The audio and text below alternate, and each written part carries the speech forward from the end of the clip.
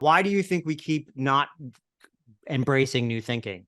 Is it because we don't have new points of view in the room? I talked about generationally speaking. You talked about kind of regionally speaking, not necessarily always inviting the new ideas or the new points of view into the room as you invade a new market or you try to manage a new generation or entice new viewers from a new users from a new generation.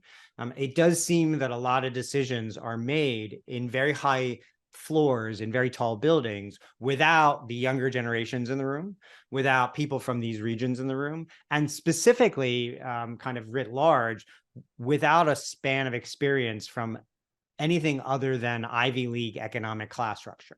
So I think that's a big part of why we wind up in these cul-de-sacs sometimes is we're talking inside bubbles. And I wonder, in the context of context switching, how you feel about that. Well, no, I would say I think there's partly that, right? I think there's partly that. And there is not, look, there is a place for that. There is a place for that. Like, folks have experiences for a reason. They know the industry, they have the relationship, all of that. What I'm saying is that I think the way I look at it is how can we expand that table, right?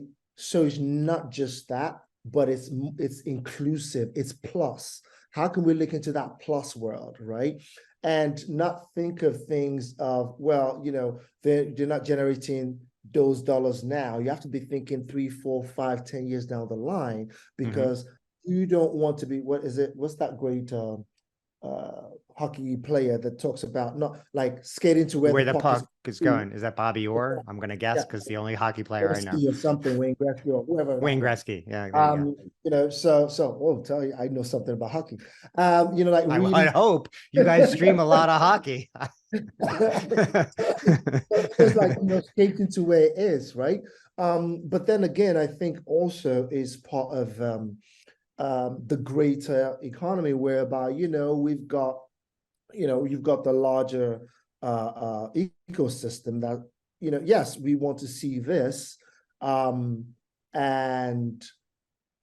are we willing to, how much are we willing to pay for it, right now versus then?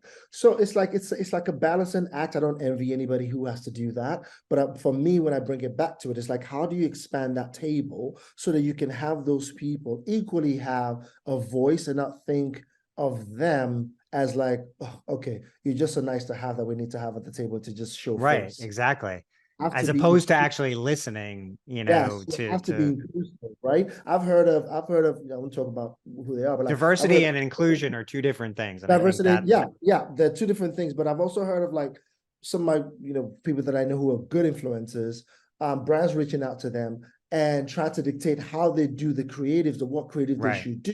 Like, there's a reason why I have the following for the following I have and the community that I have, right? So I want to understand what your goals are and let me do what I do best. Do you know what I mean? Like, and I think I kind of liken it to what was it? Steve Jobs, when he said, we don't hire smart people to tell them what to do. We hire smart people to tell us what to do. And I think the more we do that, and the more we again open that aperture up, the better we become for it as an industry and as a union. Just not just media, it's just general, right? Again, like I study, I'm an avid studier, and I study industries and I study companies, I study things that are happening across, and I see it's a trend. So it's not just only media. So I want to make sure that we do good stuff too. But how can we just get better is what I'm thinking.